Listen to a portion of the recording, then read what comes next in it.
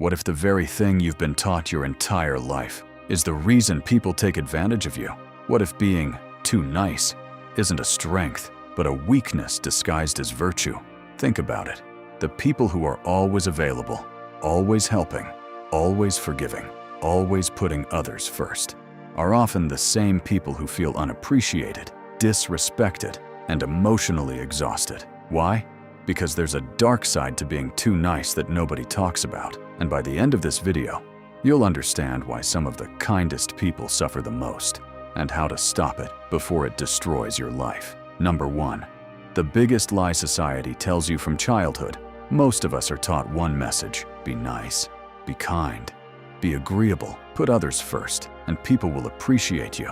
Sounds good, but reality doesn't always work that way, because many people don't reward kindness, they exploit it. The more you sacrifice yourself for others, the more some people expect you to keep sacrificing, and eventually, your kindness becomes an obligation, not a gift. Number 2. Why people stop valuing nice people.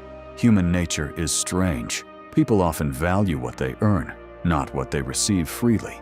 Imagine someone gives you $100 every week. At first, you'd be grateful, but after a few months, you'd start expecting it. And if one day they stopped, you might even become upset, not because you're a bad person, but because human beings adapt quickly. The same thing happens with kindness. When you're always available, people stop appreciating your availability. When you're always helping, people stop appreciating your help.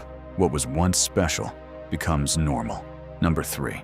The danger of people-pleasing. Many nice people aren't actually kind. They're afraid of conflict, afraid of rejection, afraid of disappointing others. So they say yes when they want to say no. They stay quiet when they should speak. They tolerate things they know are wrong. And little by little, they lose themselves. Because every time you betray your own needs to satisfy someone else's, you teach yourself that your feelings matter less. Eventually, other people start believing it too. Number 4. The respect problem. Here's an uncomfortable truth. People respect boundaries, not endless availability. The person who says, "I can't do that," often earns more respect than the person who says yes to everything. Why? Because boundaries communicate value. They tell the world, my time matters, my energy matters, my life matters. Without boundaries, people assume unlimited access, and unlimited access destroys appreciation. Number 5. The Stoic lesson. The Stoics understood something powerful. Your responsibility is to be good, not to be liked. There's a difference. A good person acts according to principles. A people pleaser acts according to approval. One is driven by values. The other is driven by fear, and fear always leads to suffering. Because if your happiness depends on making everyone happy, you will spend your life chasing something impossible. Number 6. Why nice people attract users. Have you ever noticed something? Manipulative people rarely target strong boundaries. They target weak ones. They look for people who struggle to say no, people who feel guilty for putting themselves first, people who confuse self-sacrifice with kindness, because those people are easier to control. The sad truth is, some people don't see your kindness as kindness. They see it as opportunity. And unless you learn to protect yourself, they'll keep taking.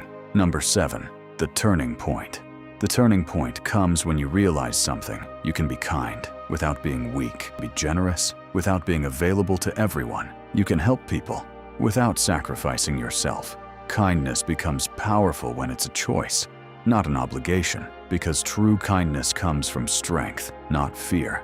Imagine waking up tomorrow and no longer feeling guilty for saying no, no longer explaining every decision, no longer sacrificing your peace just to keep others comfortable. How different would your life be? How much energy would you get back? How much stress would disappear? The strongest people aren't the ones who give everything away. They're the ones who know when to give and when to walk away. If you're too nice, the world will take as much as you're willing to give and then ask for more. Not because everyone is evil, but because that's human nature.